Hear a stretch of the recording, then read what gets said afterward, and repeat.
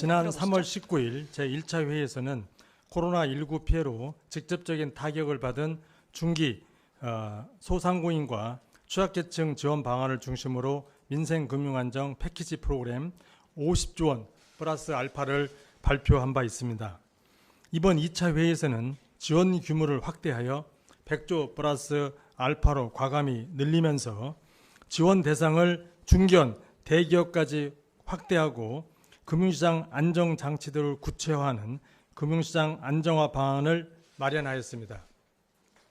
1, 2차에 걸쳐 금융부문 대응 방안이 우선적으로 논의된 것은 기업을 살리고 우리들의 일자리를 지키고 결국 이 모든 것이 민생 경제를 지킬 수 있기 때문입니다.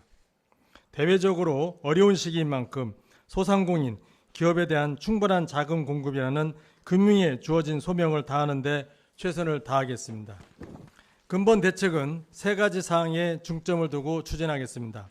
첫째, 촘촘한 자금 지원망을 구축하겠습니다.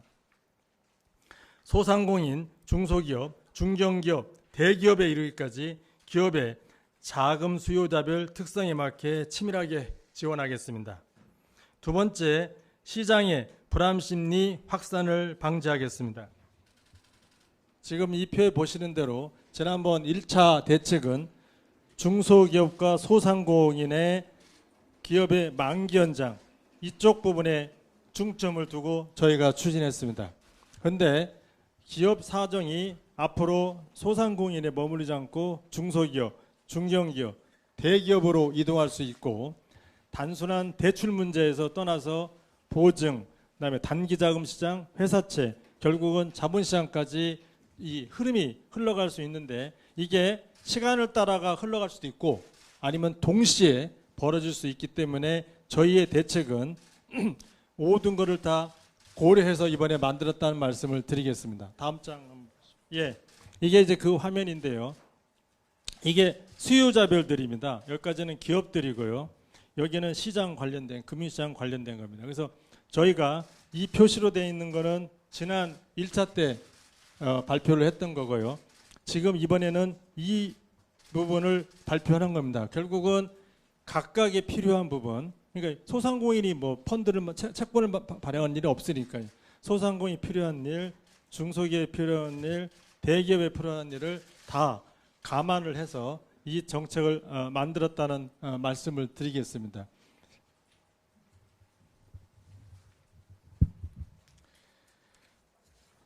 세 번째, 이번 대책은 범국가적 위기 대응인 만큼 경제 주체별 소통과 협업을 토대로 실행해 나가겠습니다. 금융당국뿐만 아니라 기획재정부, 한국은행과 합심해서 근본 대책을 마련하였습니다. 정책금융기관과 민간금융기관도 공감과 연대를 바탕으로 어려움을 감수하면서 다 같이 동참하였습니다.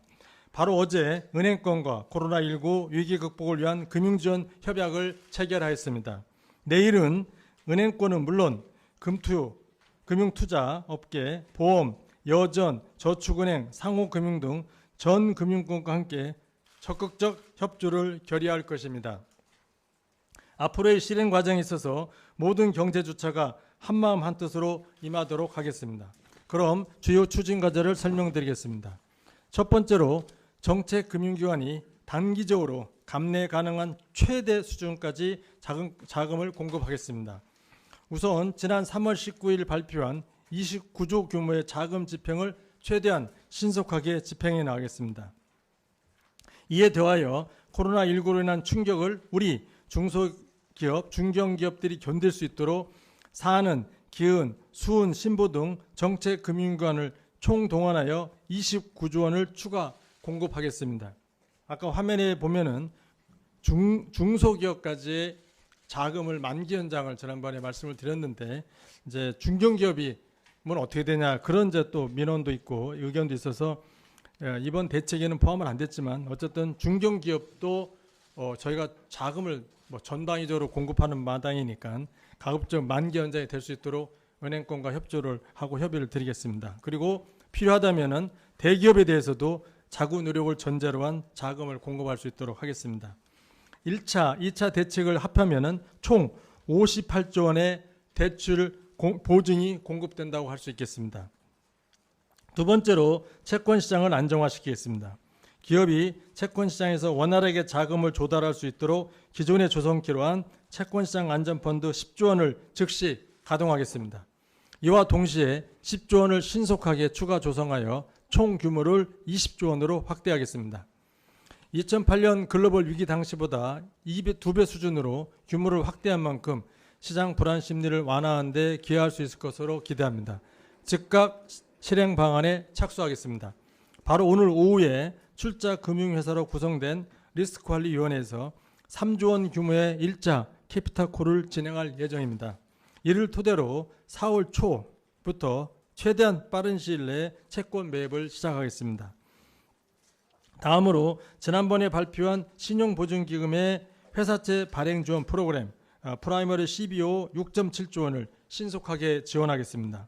특히 근본 코로나19로 인한 경제적 충격의 여파가 실물경제 전반에 미칠 가능성에 대비하여 지원 대상도 중소, 중견기업에서 대기업까지 확대하겠습니다. 원활한 회사채 차원 발행을 위해 회사채 신속인수제도, 사는 등 정책금융의 우선 매입을 통해 4조 1천억을 추가 지원하겠습니다. 이번 2차 대책을 통해 신규로 지원되는 규모는 1차 대책에서 발표한 프라이머리 CBO 지원 규모를 제외하더라도 24조 1천억 원이 됩니다. 그리고 어차피 회사채의 프라이머리 CBO를 지원할 거니까 1, 2차를 합치면은 30조 8천억 원이 회사채 시장의 안정에 기여할 수 있다고 말씀드릴 수 있습니다. 3월 19일 기준 회사채가 저희가 파악한 거는 한 778조가 발행된 걸로 저희는 알고 있습니다. 이 중에 기업 회사채가 한 300조 되는 걸로 알고 있고 금년 말까지 돌아오는 것이 한 31조 정도로 저희가 그냥 파악하고 있습니다. 저희가 31조 중에서 초우량 AAA 회사채는 시장에서 저는 소화될 수 있다고 봅니다. 그렇다면은 저희가 이번에 지원한 30조 8천억으로 금년 말까지 오는 회사채를 소화하고도 초우량 회사채 부분은 빠지니까 여력이 있었다고 계산이 되오고 그 여력은 뒤에 말씀드리는 CP를 매입하는 데 활용하도록 하겠습니다. 자, 그러면은 세 번째로 단기 자금 시장 안정화가 될 수 있도록 하겠습니다. 최근 기업보험, CP, 전자단기사채 등 일부 단기자금 시장에서 거래가 위축되는 현상이 나타나고 있습니다.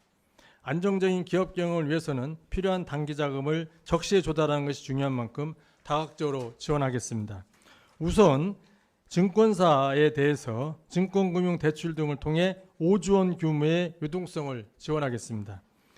마침 어제 한국은행에서 오늘자로 증권사에 대해서 RP 방식으로 자금을 지원하는 계획을 발표하고 아마 입찰에 들어간 걸로 저는 알고 있습니다. 한국은행에 감사드립니다.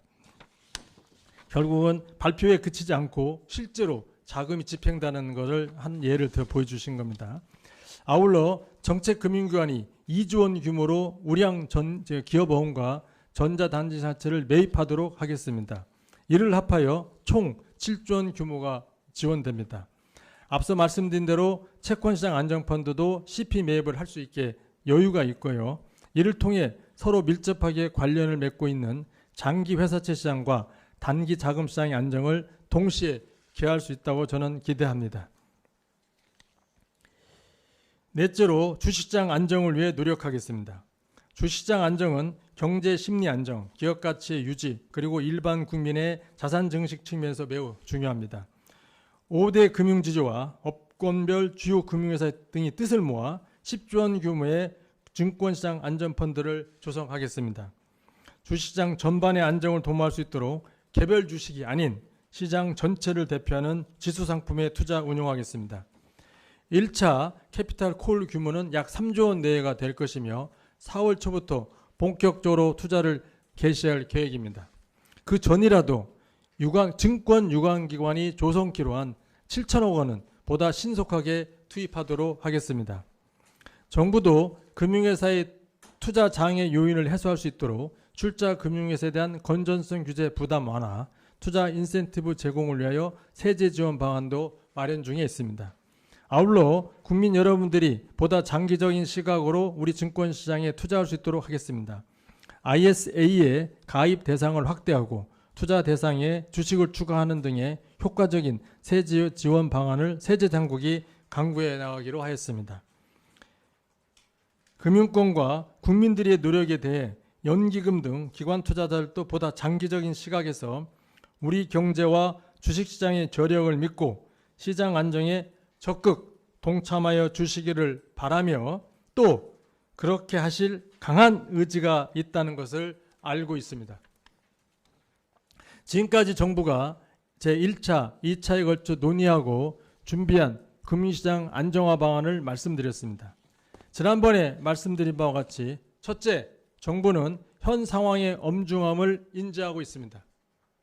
둘째, 정부는 이를 타개하려는 강한 의지가 있습니다. 셋째, 정부는 충분한 수단과 능력을 가지고 있습니다.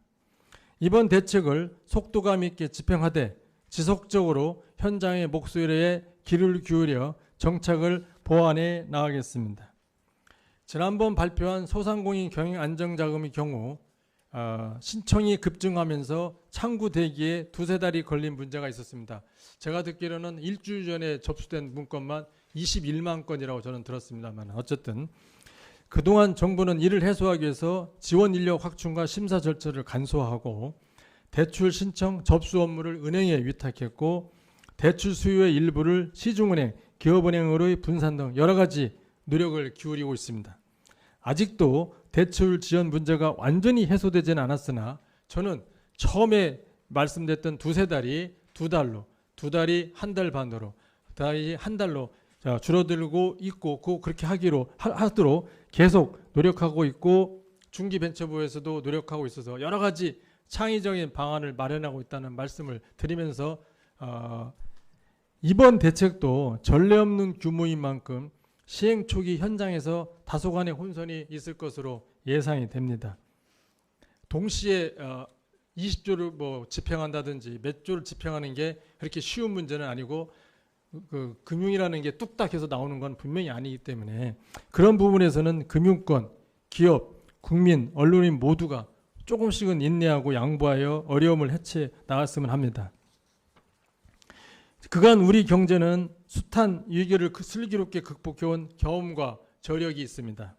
지나친 비관도, 지나친 과도한 낙관도 하지 않되 자신감을 가지고 대응해 나간다면 지금의 어려움도 충분히 극복할 수 있으라고 저는 믿습니다. 국민 여러분들의 많은 지지와 협조를 부탁드립니다. 감사합니다.